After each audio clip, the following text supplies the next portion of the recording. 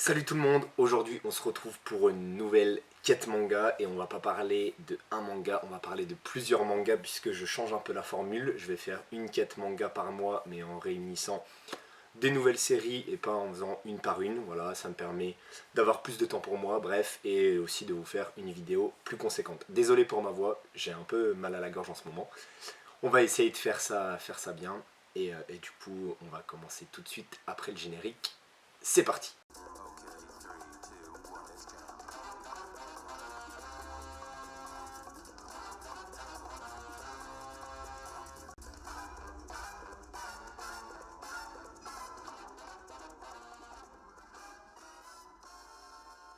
Alors, on commence du coup avec Genesis de Kujimori, voilà, édité aux éditions Vega Dupuis. Donc, le tome 1 est sorti il y a peut-être à peu près un mois.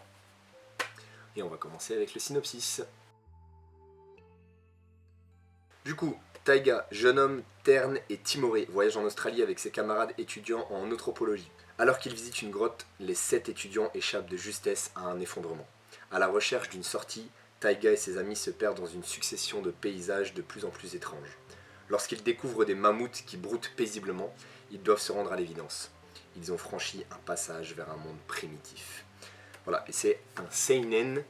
Et donc pour le synopsis, déjà, bah, moi ça m'avait plutôt tenté, honnêtement, même la couve entre guillemets m'avait tenté. J'ai sauté le pas puisqu'il y a un youtubeur qui s'appelle Otakult, voilà, je sais pas si vous connaissez, mais qui m'a dit que c'est, enfin qui a dit que c'était une petite pépite. Donc je me le suis laissé tenter et en plus bah c'était pour ma quête aussi de chaque semaine. Bref, je vous parle des personnages juste après. Au niveau des persos, on a Taiga qui se retrouve ici, voilà, qui est, on va dire, comme c'était dit, un étudiant ouais, timide, enfin pas timide, mais il n'ose pas faire trop de choses, il ose pas prendre des risques. Il est plutôt, on va dire, dans le ventre mou de son groupe d'étudiants, voilà, tout simplement.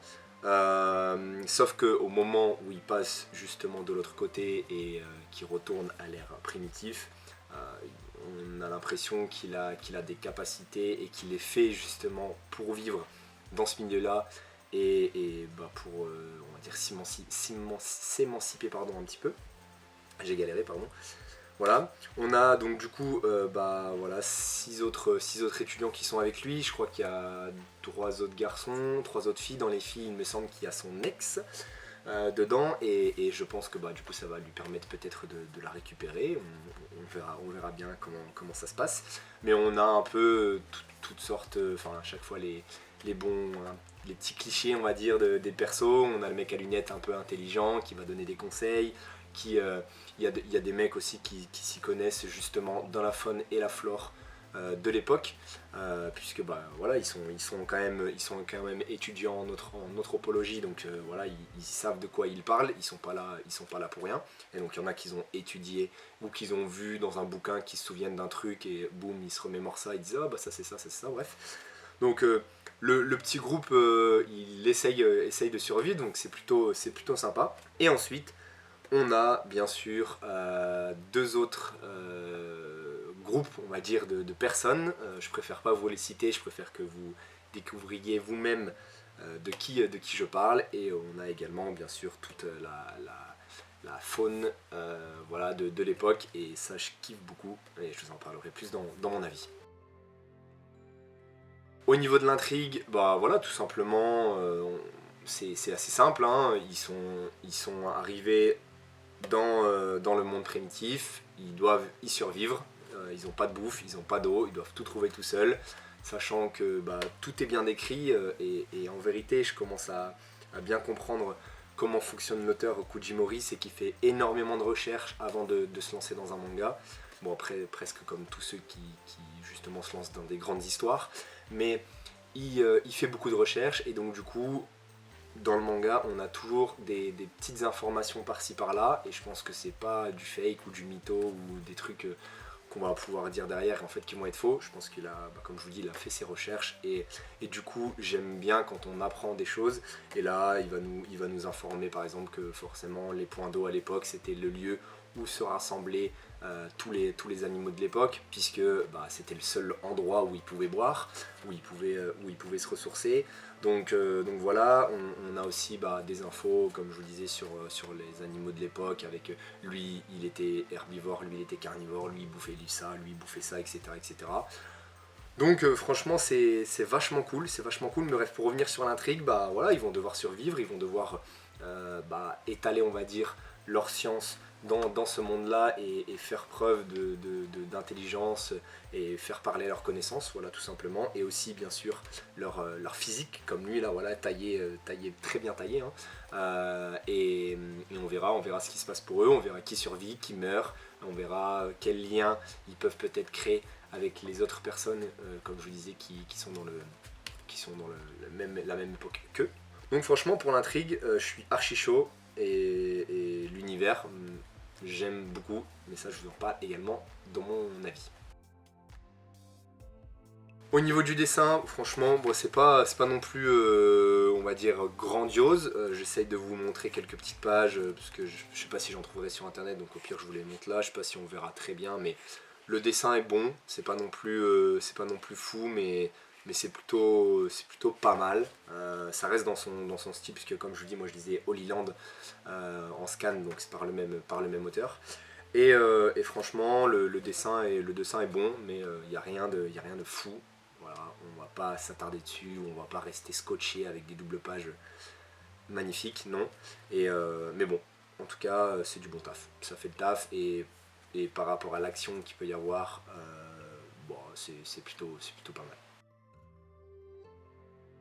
Pour l'avis général de ce tome 1, je mettrais un bon 15-16, voilà, j'hésite, on va dire 16, plutôt 16 parce que j'aime bien, ça entre directement dans le vif du sujet. On est sur une époque que j'aime énormément parce que quand j'étais petit, j'adorais les livres qui parlaient des dinosaures, etc. etc. Donc franchement, ça, je kiffe. En plus de ça, pour avoir lu il y a longtemps, et ceux qui me connaissent depuis le début de ma chaîne, Aku le chasseur maudit, ça parlait aussi de la préhistoire et c'était flingué, enfin la fin était pourrie. Là, pour le coup, il y a actuellement 7 tomes, je crois, au Japon, donc c'est une série en cours. Je pense que du coup, ça peut être beaucoup plus développé, qu'on va voir comment ils vont justement réussir à survivre, à se créer peut-être leur petit parcelle de terrain. Et vraiment, je pense que ça peut être très très très très bon par la suite. Moi, ce que je redoute par contre, c'est comment ils vont revenir à leur époque. Voilà. Ça, je me demande un peu comment ça va se faire. On verra bien, mais j'espère que ce sera pas trop de la merde, même si au final, on va plus kiffer le moment où ils vont être à la préhistoire que l'inverse, ou au moment où ils vont retourner dans leur époque. Je pense que ça, on s'en fout peut-être un petit peu. On verra bien, mais en tout cas, j'ai grave kiffé, donc allez l'acheter. Voilà, aux éditions Vega Dupuis en ce moment, ils régalent, ils sortent des très bonnes petites pépites, donc ça fait plaisir, merci à eux.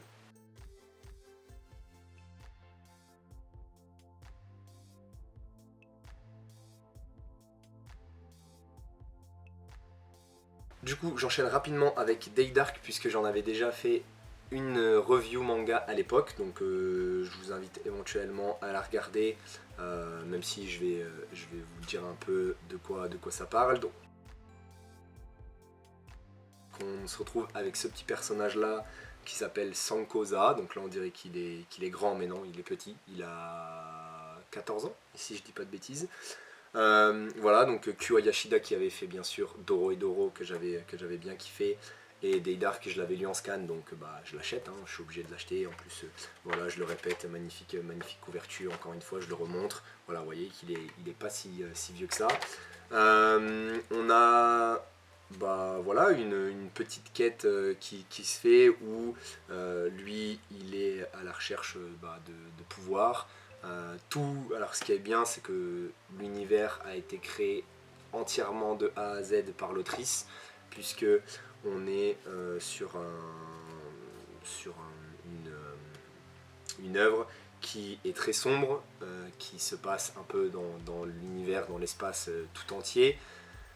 où tout s'achète avec des os, donc pour avoir une peau des ténèbres, puisque c'est sa protection qui s'appelle comme ça, pour avoir une peau des ténèbres, pour avoir un sac des ténèbres, vous voyez, tout tourne autour des ténèbres, de la mort, et franchement j'aime beaucoup.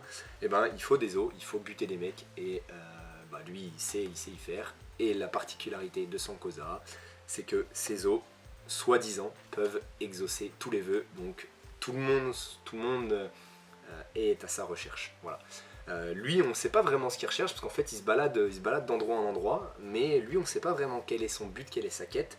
Mais ce qui est marrant, c'est qu'il y a des gens qui viennent vers lui et qui sont à sa recherche. Voilà. C'est tout ce qu'on sait pour le moment, même au niveau des scans, alors que je dois être au tome 4 ou 5. Voilà, on ne sait pas grand-chose. Donc voilà pour le synopsis. Au niveau des persos, comme je vous l'ai dit, on a Sankoza, je vous ai fait une petite présentation dans le synopsis. On a aussi du coup Avakian, donc son sac, qui n'est pas un sac des ténèbres ordinaire. Voilà, c'est pas un sac ordinaire, c'est un sac des ténèbres, donc je vous laisse imaginer un peu ce qu'il peut faire, il peut cracher du feu, j'ai rien dit. Mais voilà, on a aussi Death, voilà, on a aussi un autre personnage qui va arriver. Et à la fin, justement, de ce manga, on nous dit tout simplement que on est à la recherche des 4, pas des 4 fantastiques, comment ils disent ça déjà, parce que là il y a un truc bonus. Il faut supprimer ces 4 fléaux, voilà. Avec bien sûr un dessin que je vous montrerai juste après, mais qui est vraiment pas mal. Donc voilà pour surtout les personnages, on a aussi une marchande, voilà, et puis on va dire une petite armée qui est justement à la recherche de ces 4 fléaux. Au niveau de l'intrigue, j'en ai aussi un peu plus parlé dans la présentation du synopsis parce qu'il n'y en avait pas au dos. Voilà, on ne sait pas trop vraiment ce qui va se passer puisque lui, il est, il se balade, voilà, comme je vous dis, il se balade de planète en planète avec son vaisseau très particulier. Et donc on sait pas trop où ça va nous mener tout ça, mais j'aime trop. Moi j'ai trop aimé en tout cas, et j'aime toujours autant quand je lis les scans. Alors il faut au début rentrer petit à petit dans l'œuf parce que comme je vous dis c'est pas ce qu'on a l'habitude de voir. Le dessin, c'est le dessin de Kyo Yashida, il peut ne pas plaire à tout le monde, moi j'aime énormément. Mais c'est un univers qui a été créé de toutes parts et il faut apprécier ou non. Donc ça peut être à qui tout double. Mais en tout cas, franchement, allez lire, même si voilà, c'est un peu cher. On en parlera aussi dans mon avis juste après. Au niveau des dessins, voilà, comme je vous l'ai dit, je ne sais pas si vous allez voir, mais il y a des planches, enfin des très belles planches, du dessin que j'aime, un peu brouillon, un peu sombre, noir, qui vont hyper bien avec l'univers de l'œuvre. Voilà, j'aime beaucoup, tout est en adéquation en fait pour que ce titre excelle, on va dire. Et franchement, j'aime beaucoup les dessins, ils font vraiment le taf. On a aussi quelques petites pages couleurs, voilà.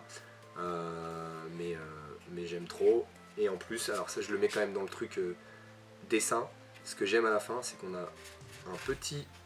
Est-ce que je vais réussir à le choper? Non, je vais pas réussir à le choper, je galère bien sûr. On a un petit mot fléché ou mot croisé, non je pense que c'est mot croisé, voilà, on a un petit mot croisé. Et bien sûr, dans le tome 2, on part faire du, et du coup, vous devez trouver le mot, et du coup, je trouve que c'est excellent parce que tous les mots sont en rapport avec ce qu'on a lu, et franchement, je trouve que c'est une putain d'idée d'avoir fait ça. J'aime trop qu'on ait ces petits jeux à la fin. Voilà. Mais pour les dessins, très très bon. Du coup, au niveau de mon avis général du manga, voilà, je l'ai encore dit avant, c'est une très bonne pioche. Pour ce tome 1, je mettrai la note pareille de 16. Je dirais pas que c'était un tome 1 de fou, mais moi, la relecture m'a fait kiffer. Le seul point négatif que je peux mettre à Day Dark, c'est que c'est cher, c'est 11,95€. Après, maintenant, je peux comprendre pourquoi 11,95€, parce que je pense que ça doit coûter quand même assez cher. C'est un peu dommage quand même le prix parce que voilà, c'est quand même cher, 11,95 surtout maintenant. Mais sinon l'édition est très belle, j'ai hâte de relire la suite et de découvrir La suite, même s'il faut savoir qu'au Japon, c'est quand même une parution, enfin il y a un chapitre par mois, donc c'est assez long. Ça avance pas des masses, puisque je pense qu'on va vite rattraper la parution japonaise. Et voilà, en tout cas, j'espère que si vous l'achetez, vous allez kiffer. Dites-moi si vous l'avez déjà acheté en commentaire. Moi, j'ai grandement apprécié.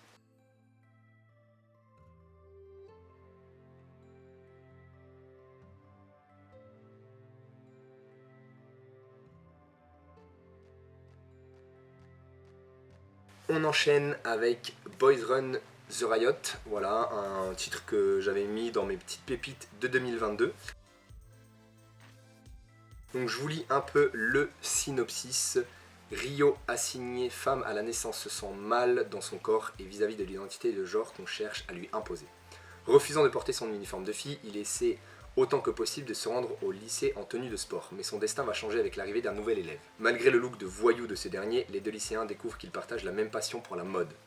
Aussi, passer un premier contact difficile, ils décident d'un commun accord de se lancer dans un grand projet, créer ensemble une marque de vêtements avec pour rêve et revendication de pouvoir s'affirmer et s'exprimer en dehors des dictates de la société. Keito Gaku, voilà, c'est l'auteur, artiste transgenre, met en scène dans Boys Run The Riot l'histoire d'amitié de deux adolescents qui ne se sentent pas en phase avec les normes étouffantes de la société. Laissez-vous embarquer par la fougue de ces jeunes en quête de liberté.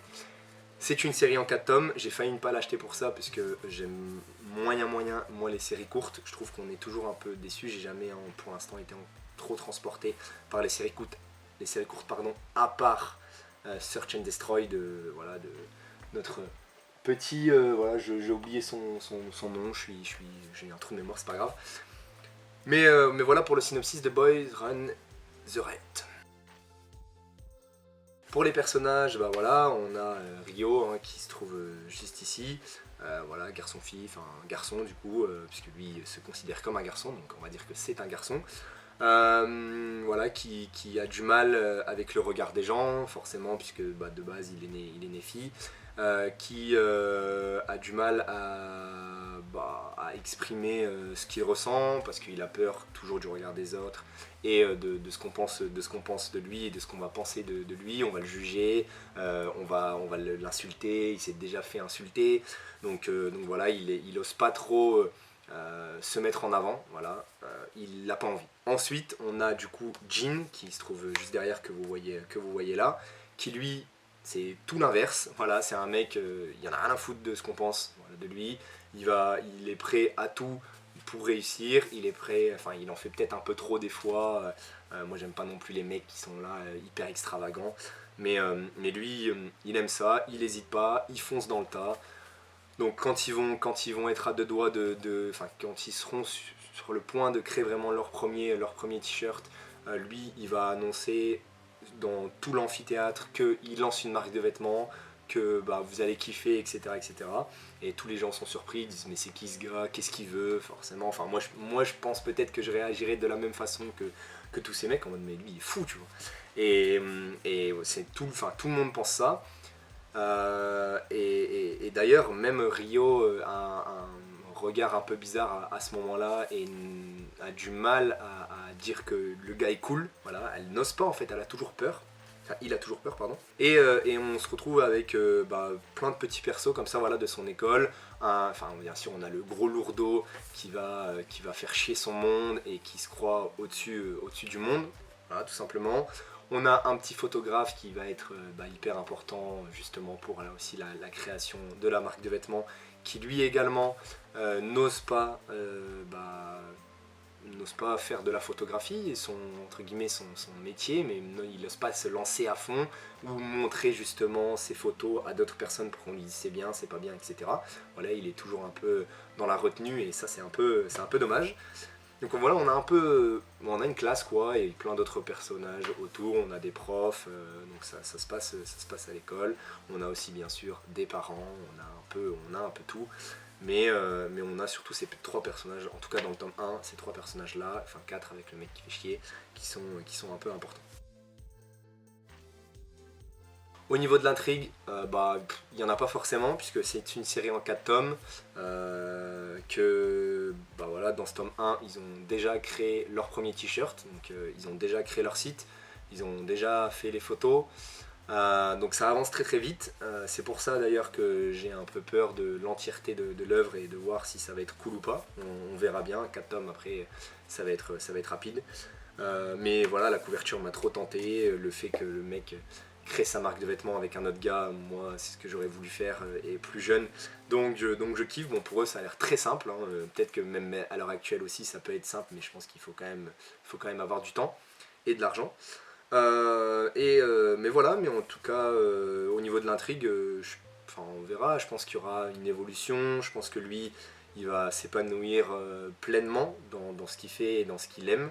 Donc voilà, c'est plutôt cool. Et je pense que bah, on va pas être surpris de ce qui va se passer. Je pense pas. Je pense pas qu'on aura de grosses surprises, de gros rebondissements en tout cas. Du coup, bah, mon avis global de ce tome 1, je dirais 14, 15, 14, je dirais 14 et demi, 14, allez 14, non, je dirais 14. Parce que, bah, en fait, voilà, comme je vous dis, ça va très vite.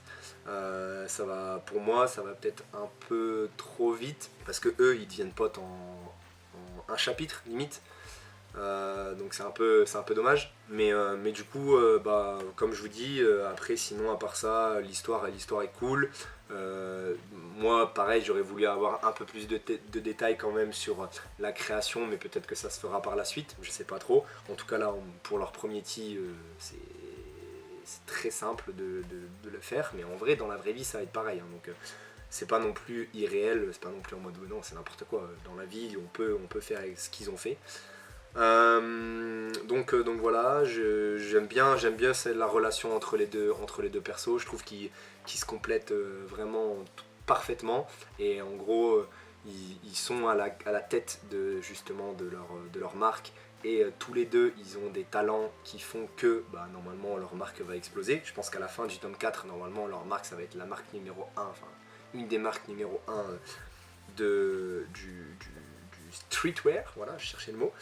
Mais voilà, franchement, c'était plutôt cool. J'attends la suite, pas forcément avec grande impatience, mais bon, je l'ai acheté de toute façon maintenant, donc c'est fait. Et puis je me dis que 4 tomes, je vais pas forcément me ruiner, me lancer dans une série hyper longue, même si je m'attendais plus à ce que ça fasse 10 tomes. Voilà, donc on verra, on verra.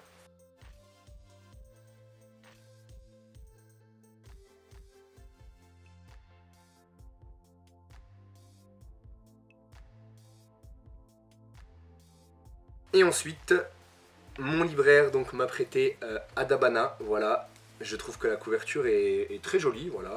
Je trouve qu'elle colle déjà très très bien avec cet univers un peu particulier.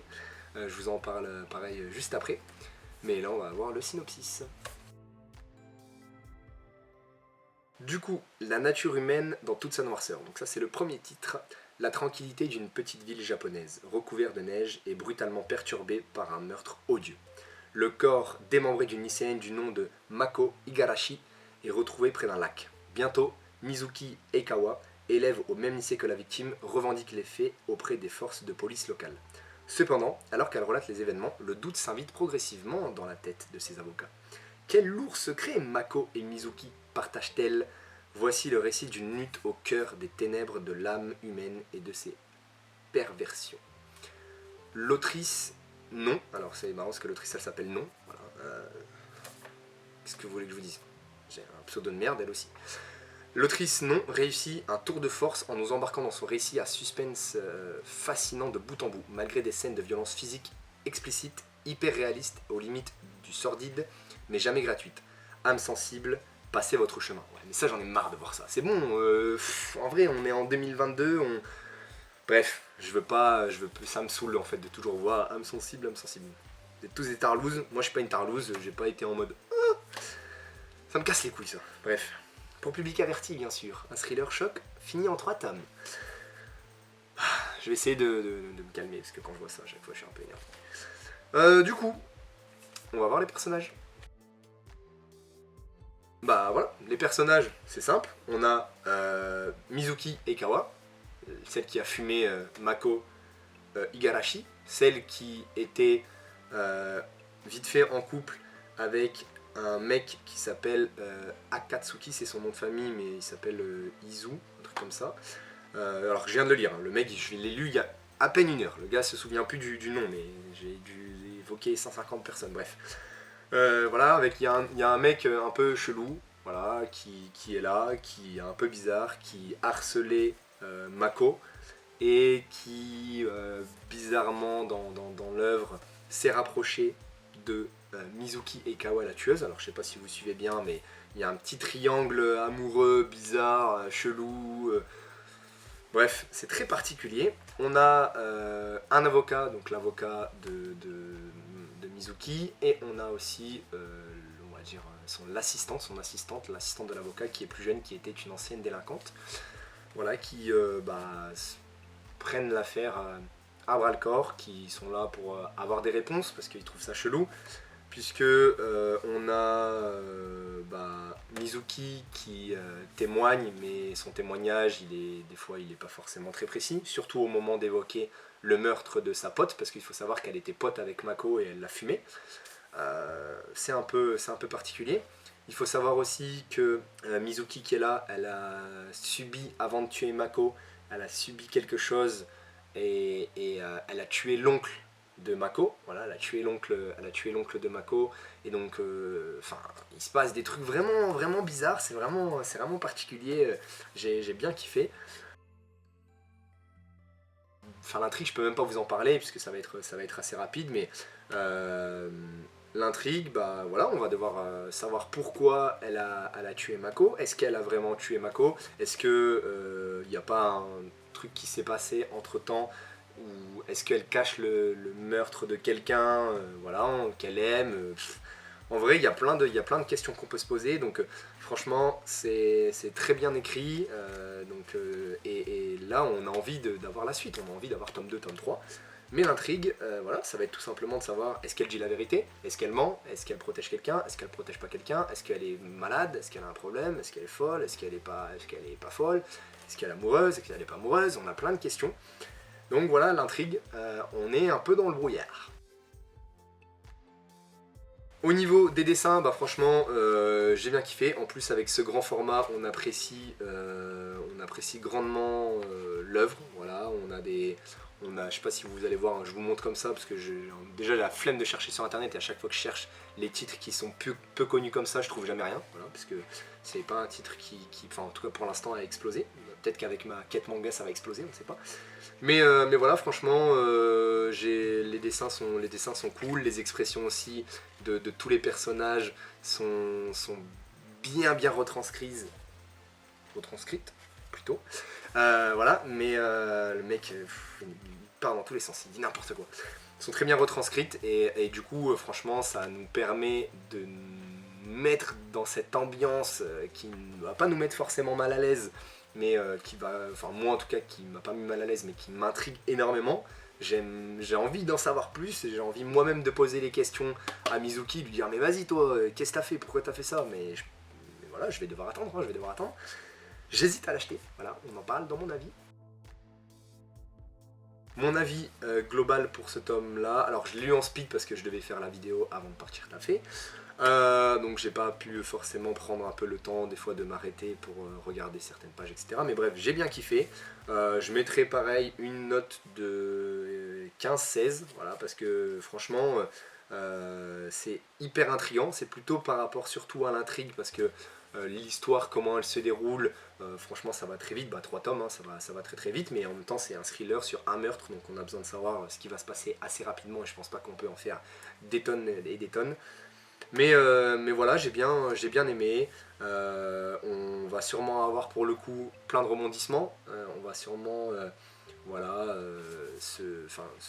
voir pourquoi là c'est aussi livré avec un beau petit marque-page que moi je ne mérite pas. On me l'a donné, mais je vais le rendre de toute façon. Sauf si j'achète ce tome. J'hésite encore à l'acheter. Je crois que c'est je sais pas si c'est cher, ces grands formats de Big Cana. Mais franchement. Très belle œuvre, je m'y attendais pas, je pensais pas que j'allais autant apprécier, même si quand j'étais plus petit j'aimais trop les policiers, les thrillers, etc. Donc là au final c'est mes premiers amours qui reviennent, avec les chairs de poule, mais j'aime moins maintenant ça, tous les trucs comme ça, je m'en fous. Bref, le mec raconte sa life. Mais franchement bien kiffé, voilà, je le répète, ça fait 6 fois que je le dis que j'ai bien kiffé, mais allez l'acheter, franchement, allez acheter Adabana. je vous le recommande, même si c'est qu'en 3 tomes. Là, pour le coup, je pense que ça peut être une histoire très bien faite et qui peut nous faire ressentir certaines choses et comme je vous dis, nous prendre par surprise. Voilà. Donc franchement, allez lire ça. Pour moi, c'est quand même un bon petit coup de cœur. Je sais pas si je vais l'acheter parce que je le répète, mais je suis pas blindé. On verra. On verra, mais vous allez l'acheter. Vous êtes riches, allez l'acheter.